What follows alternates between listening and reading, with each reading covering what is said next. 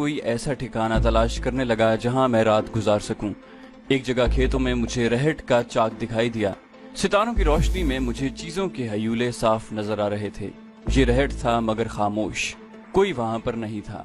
ایک طرف ٹوٹا پھوٹا لکڑی کا تخت پڑا تھا، یہ میرے لیے کسی نعمت سے کم نہیں تھا۔ میں اس پر فوراً لیٹ گیا اور اطمینان کا گہرا سانس لیا۔ میرے ذہن میں شمشان بھومی والی عورت کا خیال آنے لگا۔ میں نے اپنی قوت ارادی سے اسے ذہن سے جھٹک دیا۔ میرا مشن ایک مقدس جہاد کا مشن تھا اور میں اپنے ذہن کو نفسانی آلودگیوں سے پاک رکھنا چاہتا تھا۔ میں نے خدا کو یاد کیا، آنکھیں بند کی، مجھ پر غنودگی طاری ہونے لگی۔ اس کے بعد مجھے کوئی ہوش نہ رہا۔ آنکھ اس وقت کھلی جب 2-3 کتے زور زور سے بھونک رہے تھے۔ میں اٹھ کر بیٹھ گیا۔ ابھی سورج نہیں نکلا تھا مگر آسمان پر سفیدہ سحر پھوٹ رہا تھا۔ مشرق کی طرف ستاروں کی چمک ماند پڑ رہی تھی اور نیلی روشنی کی جھلکیاں نمودار ہو رہی تھی۔ میرے وہاں سے نکل جانے کے لیے یہ بڑا اچھا وقت تھا۔ اگر میری آنکھ دن نکلے کھلتی تو اس بات کا امکان تھا کہ رہٹ پر کوئی کسان بیل لے کر آ جاتا۔ میں اٹھا اور جس سمت شمشان بھومی والی عورت نے اشارہ کیا تھا میں اس طرف چلنے لگا۔ سورج نکلنے تک میں ایک گاؤں کے قریب پہنچ گیا۔ کھیتوں میں سکھ ہل چلا رہے تھے۔ ایک آدمی سر پر فصل یا چارے کا گٹھا رکھے گاؤں کی طرف جا رہا تھا۔ ایک سکھ کھیت میں پانی لگا رہا تھا۔ میں اس کے قریب سے گزرا تو اس نے مجھ پر ایک نگاہ ڈالی اور پھر اپنے کام میں مصروف ہو گیا۔ میں بھی بے نیازی سے آگے گزر گیا۔ سامنے سے ایک بوڑھا لاٹھی ٹیکتا چلا رہا تھا۔ میں نے اسے پوچھا کہ چولیاں گاؤں کہاں ہے؟ وہ رک گیا اور بولا کہ یہی ہے۔ تم نے کس سے ملنا ہے؟ میں نے کہا نمبردار صاحب سے ملنا ہے۔ مل لوں گا، میرا خیال ہے وہ گھر پر ہی ہوں گے۔ یہ کہہ کر میں نمستے کر کے آگے چلا گیا۔ میں ٹھیک گاؤں میں پہنچا تھا۔ گاؤں کے دوسری طرف کیکر کے درختوں کے نیچے کچھ یکے کھڑے تھے۔ ایک یکے میں 2-3 عورتیں، ایک ہندو لالا اور ایک سکھ دیہاتی بیٹھا تھا۔ کوچوان بھی سکھ تھا۔ اس نے مجھے اپنی طرف آتے دیکھا تو دور ہی سے آواز دی، باؤ جی بیاسا جانا ہے تو آ جاؤ۔ بیاسا سے مراد بیاس گاؤں یا بیاس کا قصبہ یا شہر تھا۔ جو کچھ بھی تھا مجھے وہیں جانا تھا۔ میں یکے میں بیٹھ گیا۔ یکا چل پڑا۔ کوچوان نے مجھ سے 3 روپے کرایہ لیا۔ کوئی 1-1.5 گھنٹے کے نہایت تکلیف دہ سفر کے بعد یکے نے مجھے بیاس نام کے قصبے میں پہنچا دیا۔ اب تو یہ قصبہ ایک شہر بن گیا ہوگا، اس وقت یہ ایک قصبہ ہی تھا۔ یکا بیاس نام کے ریلوے اسٹیشن کے باہر اڈے پر جا کر رک گیا۔ معمولی سے دیہاتی اسٹیشن کی عمارت بالکل ویسی تھی جیسی دیہاتی اسٹیشنوں کی ہوتی ہے۔ معلوم ہوا کہ دلی جانے والی پیسنجر ٹرین 1 گھنٹے بعد آنے والی ہے۔ وہاں مسافروں کا کوئی رش نہیں تھا۔ ٹکٹ میرے پاس پہلے سے موجود تھا۔ میری نگاہیں ماحول کا جائزہ لینے لگی۔ وہاں پولیس والا کوئی نہیں تھا۔ تھوڑی دیر بعد کچھ ہندو سکھ مسافر پلیٹ فارم پر اپنی گٹھڑیاں اور ٹرنک رکھ کر بیٹھ گئے۔ کہیں سے ایک ٹی ٹی بھی آ گیا۔ اس نے ریلوے کی وردی پہنی ہوئی تھی اور پلیٹ فارم پر ادھر ادھر پھرنے لگا۔ اتنے میں پیچھے کی جانب سے سگنل ڈاؤن ہو گیا۔ گاڑی آ رہی تھی۔ قلی بھی پہنچ گئے تھے۔ پیسنجر ٹرین چھک چھک کرتی آ گئی۔ سارے ڈبے 3rd کلاس کے تھے جو سواریوں سے بھرے ہوئے تھے۔ میں ایک ڈبے میں گھس کر بیٹھ گیا۔ گاڑی بیاس کے اس اسٹیشن پر 15-20 منٹ تک کھڑی رہی۔ میری نگاہیں پلیٹ فارم پر لگی رہی۔ یہی دھڑکا لگا تھا کہ کہیں سے کوئی پولیس والا مجھے تلاش کرتا وہاں نہ آ جائے، مگر کوئی سپاہی دکھائی نہ دیا۔ انجن نے سیٹی دی اور ٹرین چل پڑی۔ تھوڑی دیر بعد ٹرین ایک بہت بڑے دریا پر سے گزرنے لگی۔ معلوم ہوا کہ یہ دریائے بیاس ہے۔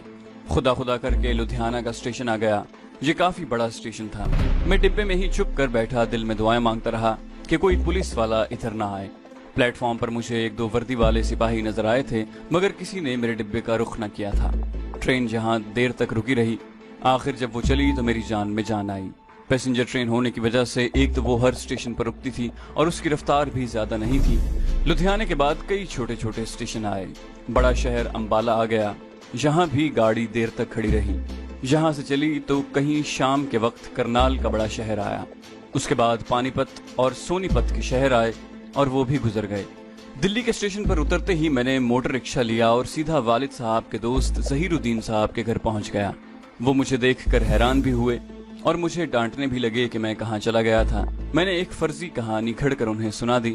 میرے پاسپورٹ پر دلی کا ویزا اگرچہ لگا ہوا تھا مگر جتنے دن مجھے وہاں ٹھہرنے کی اجازت تھی اس کی مدت گزر چکی تھی۔ ظہیر الدین صاحب کہنے لگے، میاں ویزے کی مدت کے بعد ٹھہرنا جرم ہے، پولیس تمہیں پکڑ سکتی ہے اور مجھے بھی پریشان کر سکتی ہے۔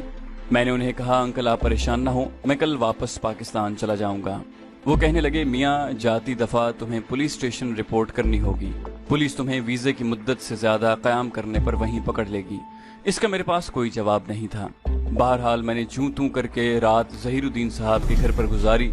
दूसरे दिन अपने कपड़े ड्राई क्लीन कराए, नहा धोकर शेव वगैरह बनाई। जितने इंडियन करेंसी के नोट मेरे पास बाकी रह गए थे उनमें से कुछ एक पाँव की जुराब में छुपाए, कुछ जैकेट की जेब में, पासपोर्ट के साथ रख लिए। छोटा चाकू अभी तक मेरे पास ही था। ख्याल आया कि इसको यहीं कहीं फेंक देता हूँ, क्योंकि उसका अभी तक मुझे कोई मसरफ नजर नहीं आया था। फिर कुछ सोचकर उसे जेब में ही रहने दिया। ज़हीरुद्दीन साहब अपनी दुकान पर जा चुके थे। मैं भी कुछ देर बाद उनके मकान से निकल आया। अगरचे मेरे पासपोर्ट पर दिल्ली का वीजा लगा हुआ था, मगर जो कानूनी मुद्दत वहाँ क़याम की मुझे हासिल थी वो पूरी हो चुकी थी और अब मैं गैर कानूनी तौर पर इंडिया में रह रहा था। मगर मैंने कोई परवाह न की और सीधा रिक्शा पकड़कर रेलवे स्टेशन पहुंच गया। ये एक मोटर रिक्शा था और इस पर जर्द और नीला रंग किया हुआ था। स्टेशन पर से मैंने अपनी गाड़ी के बारे में मालूम किया। इंक्वायरी क्लर्क हिंदू खातून थी जिसने माथे पर तिलक लगाया हुआ था। उसने मुझे बताया कि दोपहर को एक गाड़ी बम्बई जाएगी। वो पैसेंजर ट्रेन है, हर स्टेशन पर ठहरेगी। शाम के 6:15 बजे बम्बई एक्सप्रेस का टाइम है। रन थ्रू गाड़ी है। मैं पैसेंजर ट्रेन से तंग आया हुआ था। मैंने बम्बई एक्सप्रेस पकड़ने का फैसला किया। उस औरत ने मेरे दरियाफ्त करने पर मुझे बताया कि ये ट्रेन दूसरे दिन दोपहर के बाद होशंगाबाद पहुंचेगी।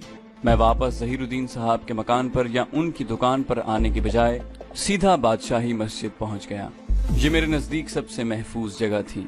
मुझे यकीन हो गया था कि दिल्ली में मेरे पीछे खुफिया पुलिस का कोई आदमी नहीं लगा हुआ। ये सारा मुसलमानों का इलाका था। वहीं दोपहर के वक्त मैंने एक होटल में खाना खाया, उसके बाद वापस मस्जिद में आ गया। दोपहर के बाद जो नमाज होती है वो मैंने बादशाही मस्जिद या जामे मस्जिद में ही बाजमात पढ़ी। बम्बई एक्सप्रेस 6:15 बजे छूटती थी। मैं 1 घंटा पहले स्टेशन पर आ गया। अमृतसर से होशंगाबाद का जो 3rd क्लास का टिकट सैयद साहब ने मुझे लेकर दिया था वो मैंने गेट पर टिकट चेकर को बिल्कुल न दिखाया, ये सोचकर कि कहीं वो ये न पूछ बैठे कि इतने दिन मैं कहाँ रहा। अगरचे उसे पूछने की जरूरत नहीं थी और टिकट 15-20 रोज तक काम आ सकता था, फिर भी हिफ्ज़े मा तक़द्दुम के तौर पर मैं प्लेटफॉर्म का टिकट लेकर स्टेशन के अंदर आ गया। बम्बई एक्सप्रेस आ गई। प्लेटफॉर्म पर मुसाफिरों में हलचल सी हो गई। मैं भी उठकर मुसाफिरों के हुजूम में घुस गया। गाड़ी पीछे से भरी हुई आई थी। 3rd क्लास के एक डिब्बे में मुझे भी जगह मिल गई। ट्रेन चलने का नाम नहीं ले रही थी। पहले उसका इंजन बदला गया, फिर खुदा जाने उसके डिब्बों में कैसा कैसा सामान लादा जाने लगा। कोई आध पौन घंटे बाद इंजन ने विसल दिया, गाड़ी ने लालटेन की सब्ज रोशनी दिखाई और ट्रेन चल पड़ी। उस वक्त दिन डूब गया था और शाम का अंधेरा गहरा होने लगा था। मैं कोने वाली सीट पर दुबक कर बैठा रहा। ट्रेन आहिस्ता आहिस्ता रफ्तार पकड़ रही थी। दिल्ली की आबादी बड़ी दूर तक फैली हुई थी। शहर के मकानों, कारखानों वगैरह की रोशनियां खत्म होने का नाम नहीं लेती थी। वाकई दिल्ली बहुत फैला हुआ शहर था। उसके बाद हिंदुस्तान के कई दूसरे बड़े बड़े शहर आए। मैं जागता रहा। मुझे नींद नहीं आ रही थी। इससे पहले जब कभी मैं रेलगाड़ी में सफर किया करता था तो मुझे चलती रेलगाड़ी की आवाज से नींद आने लगती थी, मगर यहाँ नींद नहीं आ रही थी। दिल्ली के बाद बड़ा शहर गुड़गांव था, उसके बाद मिथिला, फिर भरतपुर और फिर आगरा का शहर आया। चांदनी रात नहीं थी, वरना लोग कह रहे थे कि रेलगाड़ी में दूर ताजमहल का मंजर नजर आया करता है। यहाँ ताजमहल की मशहूर तारीखी इमारत थी जो मुसलमान बादशाह शाहजहां ने अपनी बीवी मुमताज महल के लिए बनवाई थी। मैंने हिंदुस्तान में और भी कई शानदार तारीखी इमारतें देखी जो मुसलमान बादशाहों ने बनवाई थी। हिंदू इन इमारतों को खराब करने की कोशिश कर रहे थे। आगरा के बाद धूलपुर का स्टेशन आया, फिर ग्वालियर का शहर आ गया। उस वक्त रात तकरीबन गुजर चुकी थी और पौ फटने वाली थी। ग्वालियर शहर से गाड़ी चली तो मुझे नींद आ गई। मैंने सोते में झांसी और ललितपुर के शहर भी गुजर गए। दिन काफी चढ़ आया था। गाड़ी एक स्टेशन पर रुकी तो मैंने उतरकर चाय और बंद मक्खन खाया। यही चीज हर छोटे स्टेशन पर मिल जाती थी। दोपहर तक ट्रेन जंगलों में से गुजरती रही। मैंने इससे पहले इतने बड़े बड़े जंगल नहीं देखे थे। एक मुसाफिर ने मुझे बताया कि ये जंगल शेर, हाथी और दूसरे दरिंदों से भरे हुए हैं। बाद में मुझे भी इसका तजुर्बा हो गया। ये पहाड़ी इलाका भी था और कहीं कहीं हरे भरे मैदान भी और खेत भी नजर आ रहे थे। मालूम हुआ कि आगे भोपाल का स्टेशन आ रहा है। मुझे दिल्ली स्टेशन पर ही बता दिया गया था कि भोपाल के बाद होशंगाबाद का स्टेशन आता है। मुझे होशंगाबाद ही उतरना था। चुनाचे मैं संभल कर बैठ गया। इस दौरान किसी स्टेशन पर किसी पुलिस वाले ने मेरी तरफ तवज्जो नहीं दी थी। कोई इंटेलिजेंस का आदमी भी मेरे ताक़ुब में नहीं था। भोपाल पहुंचते पहुंचते शाम के 6 बज गए थे। चूंकि शुरू गर्मियों का मौसम था, इसलिए अभी दिन की रोशनी काफी थी। यहाँ लाहौर और हमारे पंजाब वाला खुशबहार का मौसम बिल्कुल नहीं था। यहाँ गर्मी शुरू हो गई थी। ट्रेन के डिब्बे के पंखे दिन रात चलते थे। रात को भी हमारे पंजाब वाली खुनकी नहीं होती थी। भोपाल के बाद मेरे साथ बैठे हुए मुसाफिर ने, जो मुसलमान था और मुंबई जा रहा था, बताया कि भोपाल मुसलमान रियासत हुआ करती थी, मगर अब उस पर भी दूसरी रियासतों की तरह इंडिया की हुकूमत ने कब्जा कर लिया है। उसने ये भी बताया कि भोपाल के मुसलमान हुक्मरान ने पाकिस्तान के क़याम में बड़ी मदद दी थी और कायद आज़म अक्सर यहाँ आकर ठहरा करते थे। बाद में मुझे मालूम हुआ कि शायर मशरिक अल्लामा इकबाल, जिन्होंने सबसे पहले पाकिस्तान का तसव्वुर पेश किया था, वो भी वालिए भोपाल के दोस्त थे और अक्सर भोपाल में आकर क़याम करते थे। होशंगाबाद का स्टेशन आया तो मैं रेलगाड़ी से उतर गया। इतना लंबा सफ़र तय किया था कि बैठे बैठे थक गया था। होशंगाबाद का स्टेशन ज़्यादा बड़ा नहीं था। मेरे पास हरदा तक का टिकट था, मगर ये गाड़ी वहाँ नहीं ठहरती थी, इसलिए यहाँ उतर गया। यहाँ से मुझे लारी वगैरह पर सवार होकर हरदा जाना था। उस वक्त शाम का धुंधलका चारों तरफ फैल चुका था। स्टेशन से बाहर आकर मैंने एक छोटी सी दुकान में बैठकर खाना खाया और लारी अड्डे के बारे में पूछा। मालूम हुआ कि हरदा के लिए आखिरी लारी कोई आधे घंटे तक रवाना होने वाली है। लारी अड्डे पर जल्दी जल्दी पहुंचा। लारी तैयार खड़ी थी, मुसाफिरों से भर रही थी। कुछ मुसाफिर छत पर भी थे और अपने सामान के पास बैठे थे। मैं भी लारी में बैठ गया। लारी अपनी मंजिल की तरफ चल पड़ी। कोई 1.5 घंटे के बाद लारी ने हरदा पहुंचा दिया। ये एक मामूली सा नीम पहाड़ी जंगलाती शहर था। अमृतसर में सैयद साहब ने बताया था कि यहाँ अनाज की बहुत बड़ी मंडी है। यही मुझे उस आदमी से मिलना था जिसका फर्जी नाम मैंने आपके आगे जमील लिया है। सैयद साहब ने बताया था कि जमील की शोहरत अच्छी नहीं है। वो बदमाश टाइप का आदमी है, मगर बड़ा पक्का मुसलमान और जिहाद कश्मीर में हिस्सा भी ले चुका है। जमील की वसातत से मुझे मुजाहिद कमांडो कमाल शाह के पास पहुंचना था। सैयद साहब ने मुझे उसका पूरा एड्रेस ज़बानी याद करा दिया था। हरदा शहर अगरचे छोटा सा था और छोटे छोटे बाजार थे, मगर काफी बारौनक था। दुकानों और मकानों और बाजारों में रोशनियां हो रही थीं। अक्सर दुकानें अभी तक खुली थीं। कुछ होटल भी थे जिनमें फिल्मी गानों की रिकॉर्डिंग चल रही थी। यहाँ कोई रक्षा नहीं था। एक तांगे वाले को जमील का एड्रेस बताकर कहा कि मुझे ले चलो। तांगा मुझे मुख्तलिफ बाजारों और एक छोटे से मैदान में से गुजार कर उस खास बाजार में ले आया जहाँ जमील नाम का आदमी रहता था। ये बाजार मुझे बड़ा पुरस्कार सा लगा। एक मंजिला क्वार्टर नुमा मकानों के आगे अंधेरा अंधेरा था। कहीं कहीं बरामदे में कोई औरत सीढ़ियों में या सतून के पास फर्श पर बैठी बीड़ी सिगरेट पीती नजर आई। कुछ आदमी भी इधर उधर मंडला रहे थे। एक पान वाले की दुकान से मैंने जमील के बारे में पूछा। उसने मुझे बड़े गौर से देखा और पान लगाते हुए कहा, भाई साहब पीछे चले जाएं, पीछे क्वार्टर है जमील दादा का। जमील दादा मुझे अपने क्वार्टर के बरामदे में ही मिल गया। वो चारपाई पर बैठा था। बरामदे में बल्ब की रोशनी हो रही थी। एक आदमी उसकी पिंडलियों पर तेल की मालिश कर रहा था। एक आदमी उसके बाजू को ऊपर करके दबा रहा था। जवान आदमी था, बाल घुंघरियाले थे, रंग गहरा सांवला। मैंने जाकर सलाम किया और कहा कि जी मुझे जमील साहब से मिलना है। जमील ने मुझे गौर से देखा और पूछा, कौन हो तुम, कहाँ से आए हो? मैं ही जमील हूँ, कहो क्या काम है? उसकी आवाज बड़ी रोबदार थी। मैंने सैयद साहब का नाम लेकर कहा कि मुझे अमृतसर से उन्होंने आपके पास भेजा है। सैयद साहब का नाम सुनकर जमील दादा ने दोनों आदमियों से कहा, जाओ जाकर बाहर बैठो और चाय पियो। मैंने उसे अपना नाम बताया। उसने कहा, बैठो भाई, यहाँ आ जाओ। खाना खाया तुमने कि नहीं? मैंने कहा, जी शुक्रिया, खाना मैंने होशंगाबाद के स्टेशन पर ही खा लिया था। जब उसके दोनों नौकर चले गए तो जमील ने मेरी तरफ थोड़ा सा झुक कर कहा, सैयद साहब का यहाँ किसी और के आगे नाम तो नहीं लिया? मैंने कहा, जी नहीं। मुझे खुद सैयद साहब ने भी मना किया था कि मेरा नाम सिवाय आपके और किसी के आगे न लूं। जमील ने मेरी बातों और जबान के लहजे से कुछ अंदाजा लगाते हुए कहा, लगता है तुम पंजाबी हो, मगर इंडिया के पंजाब में तो कोई मुसलमान नहीं है। मैंने कहा, जी हाँ, मैं पाकिस्तान से आया हूँ। ये सुनकर जमील दादा एक पल के लिए मुझे तकता रहा।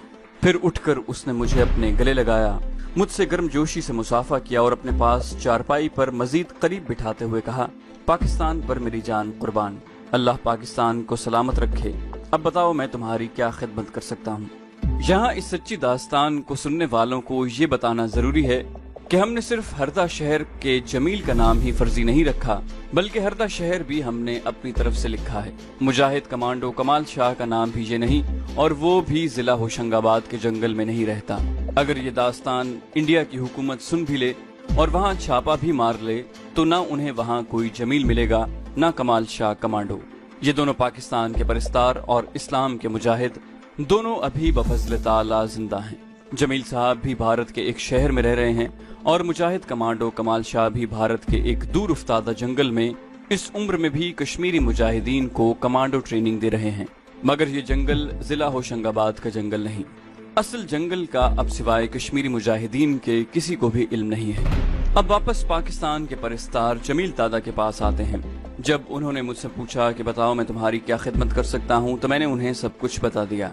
मैं किस गरज के लिए इंडिया आया हूँ और ये कि मैं जहाद कश्मीर में हिस्सा लेना और कमाल शाह साहब से कमांडो की ट्रेनिंग लेकर कश्मीर की जंग में बतौर कमांडो भारतीय जारहित का मुकाबला करना चाहता हूँ। जमील दादा ने मेरे हाथ को अपने हाथों में लेकर चूमा और आंखों से लगाया। कहने लगे, अल्लाह ताला तुम्हें अपने नेक मकसद में कामयाब करे। तुम मुझसे बढ़कर खुशकिस्मत हो। मैं कश्मीर की लड़ाई ज्यादा देर नहीं लड़ सका, बस एक मजबूरी रास्ते में रुकावट बन गई। इतने में चाय आ गई। वो देर तक मुझसे पाकिस्तान के बारे में ही बातें करता रहा। मुझे हैरानी भी हो रही थी और खुशी भी कि ये शख्स पाकिस्तान से इतनी दूर काफिरों के मुल्क में बैठा है और उसके दिल में इस्लाम और पाकिस्तान के लिए मोहब्बत का बेपनाह जज्बा मौजूद है। असल में ये खुदा और उसके रसूल सल्लल्लाहु अलैहि वसल्लम के दीन इस्लाम का रिश्ता था जिसने फासलों को समेट दिया था। और सैकड़ों मील दूर बैठा एक मुसलमान मुजाहिद पाकिस्तान के मुसलमानों के दिल की धड़कन सुन रहा था और पाकिस्तान की खातिर, कश्मीर की खातिर हर वक्त अपनी जान कुर्बान करने के लिए तैयार था। रात गहरी होने लगी तो जमील दादा ने बरामदे में मेरा बिस्तर लगाकर पंखा चला दिया और कहने लगे कि तुम आराम करो, सुबह मुंह अंधेरे तुम्हें खुद लेकर कमाल शाह के पास जाऊंगा। उसने बरामदे की बत्ती बुझा दी। पंखे की हवा ने मच्छरों को मेरे पास न आने दिया और मुझे बड़ी जल्दी नींद आ गई। मुंह अंधेरे जमील दादा ने मुझे जगा दिया। जल्दी से तैयार हो जाओ, हमें अभी चलना है। मैं मुंह हाथ धोकर तैयार हो गया। जमील दादा ने 2 नाली बंदूक कांधे पर डाली। ये जंगल बड़े खतरनाक हैं, जंगली दरिंदों से अक्सर आमना सामना हो जाता है। मैं बंदूक के बगैर कभी यहाँ नहीं आता। शहर की आबादी पर पिछले पहर का अंधेरा छाया हुआ था। आसमान के मशरकी किनारों पर सुबह काजिब का हल्का हल्का नूर झलकने लगा था। ठंडी हवा चल रही थी। शहर के मुजाफात से निकलते ही जमील दादा मशरिक की समत खेतों में चलने लगा। मैं उसके पीछे चल रहा था। काफी देर तक हम खेतों में चलते गए। फिर खेत खत्म हो गए और छोटी छोटी सूखी घास का मैदान शुरू हो गया। इस मैदान के पार दूर से जंगल के दरख्तों के हजूले नजर आने लगे थे। जमील दादा ने उनकी तरफ इशारा किया और बोला, ये वस्ती हिंद के बड़े घने जंगल हैं। ये इतने घने हैं कि तजुर्बेकार शिकारी भी अक्सर रास्ता भूल जाते हैं। वो भी गाइड के बगैर नहीं चलते। मगर तुम फिक्र न करो, मुझे एक एक दरख्त, एक एक मोड़, एक एक पत्थर का इल्म है। हम जंगल में दाखिल हो गए थे। पहले छोटे छोटे टीलों के पहलू से होकर चलते गए, फिर एक टीले की चढ़ाई चढ़कर दूसरी तरफ आ गए। टीलों के दरमियान एक छोटा सा तालाब था जिसके किनारे एक जानिब हिरन और दूसरी जानिब एक भूरा रीछ पानी पी रहा था। जमील दादा ने रीछ की तरफ देखकर कहा, ये भूरा रीछ इस जंगल का सबसे खतरनाक दरिंदा है। किसी के पीछे पड़ जाए तो फिर उनकी जान नहीं छोड़ता। आदमी दरख्त पर चढ़ जाए तो ये दरख्त के नीचे बैठ जाता है और अपने शिकार के उतरने का इंतजार करता रहता है। मैंने कहा, इन जंगलों में शेर भी होते होंगे, आदमखोर शेर। जमील दादा बोला, हर शेर आदमखोर नहीं होता। शेर बहुत बूढ़ा हो जाए और अपने शिकार के पीछे ज्यादा तेज न भाग सके तो भूख मिटाने के लिए इंसानों पर हमले करने लगता है, क्योंकि जानवरों के मुकाबले में इंसान ज्यादा तेज नहीं भाग सकता। एक बार उसे इंसानी खून की चाट लग जाए तो फिर वो आदमखोर बन जाता है। या किसी अनाड़ी शिकारी की गोली से अगर उसका कोई दांत टूट जाए या लंगड़ा हो जाए तब भी वो इंसानों पर हमला शुरू कर देता है और आदमखोर बन जाता है। वैसे आम शेर इंसान पर हमले में पहल नहीं करते। मैंने जमील से आखिर पूछ ही लिया कि कमाल शाह मुजाहिद कमांडो का ठिकाना अभी कितनी दूर है। जमील दादा ने मुस्कुराकर कहा, तुम जरूर थक गए होगे, मगर इसका जिक्र कमाल शाह के आगे न करना। वो ऐसे नौजवानों को अपना शागिर्द नहीं बनाते जो जंगल में चलते चलते थक जाते हैं। जब वो तुम्हारी कमांडो ट्रेनिंग शुरू कर देंगे तो 2 दिन में तुम्हें सबसे पहले घोड़े की तरह ताकतवर बनाएंगे। और उसके बाद क्या होगा दादा? मैंने पूछा। जमील दादा ने सांस लेते हुए कहा, कमाल शाह मुजाहिद कमांडो हैं, वो इस्लाम के शेर हैं। वो तुम्हें भी इस्लाम का शेर बना देंगे।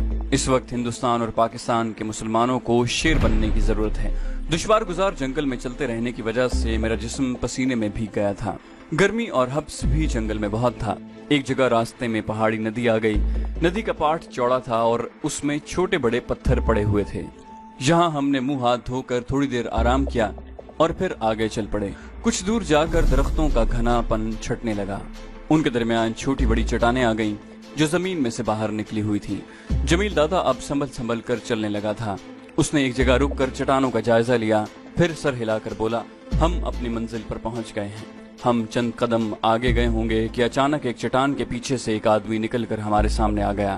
اس آدمی کے ہاتھ میں رائفل تھی اور اپنے چہرے پر اس طرح سب صافہ باندھ رکھا تھا کہ مجھے صرف اس کی چمکتی ہوئی آنکھیں نظر آئیں۔ میں گھبرا گیا کہ ہو سکتا ہے یہ کوئی ڈاکو ہو، مگر جمیل دادا بڑے اطمینان سے کھڑے رہے۔ آدمی نے پوچھا، کون ہو؟ جمیل دادا نے جواب دیا، کمانڈر سے کہو محمود غزنوی کے مجاہد آئے ہیں۔ اس آدمی نے دوسرا سوال کیا، کافروں کے کتنے بت توڑ کر آئے ہو؟ جمیل دادا نے فوراً کہا، 101۔ اس آدمی نے اپنی بندوق کی نالی نیچے کر لی اور آگے چلتے ہوئے کہا، میرے پیچھے پیچھے آ جاؤ۔ جمیل دادا نے مجھ سے سرگوشی کی، یہ کمال شاہ کے باڈی گارڈ کمانڈو ہیں، اور میں نے ہمارے درمیان جو مکالمے ہوئے ہیں وہ ہمارے خفیہ اشارے تھے جو صرف شاہ صاحب کے اپنے آدمیوں کو ہی معلوم ہیں۔ وہ آدمی ہمیں 2-3 چٹانوں کے درمیان سے لے کر ایک بڑی چٹان کے پاس لے آیا، جہاں چٹان کے اندر ایک قدرتی غار بنا ہوا تھا۔ غار کے دہانے کے آگے اس طرح کا ایک باڈی گارڈ فوجی انداز میں اٹینشن کھڑا تھا، جس طرح کا باڈی گارڈ ہمارے آگے آگے چل رہا تھا۔ اس باڈی گارڈ نے بھی منہ کو سبز رنگ کے صافے سے ڈھانپ رکھا تھا۔ ہاتھ میں رائفل تھی اور کمر کے گرد گولیوں کی پٹی بندھی تھی۔ گارڈ نے ہمیں وہیں رکنے کا اشارہ کیا اور غار کے دہانے پر کھڑے باڈی گارڈ سے 2-3 باتیں کی، پھر وہ اندر چلا گیا۔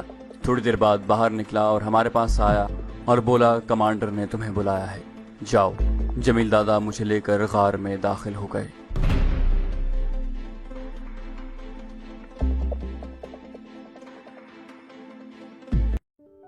سبسکرپشن کے بٹن کو دبائیے اور بیل آئیکن پر کلک کیجیے تاکہ آپ کو تمام ویڈیوز فوراً ملتی رہیں، اور ویڈیو پسند آنے کی صورت میں اسے لائک، شیئر اور کامنٹ کرنا مت بھولیے۔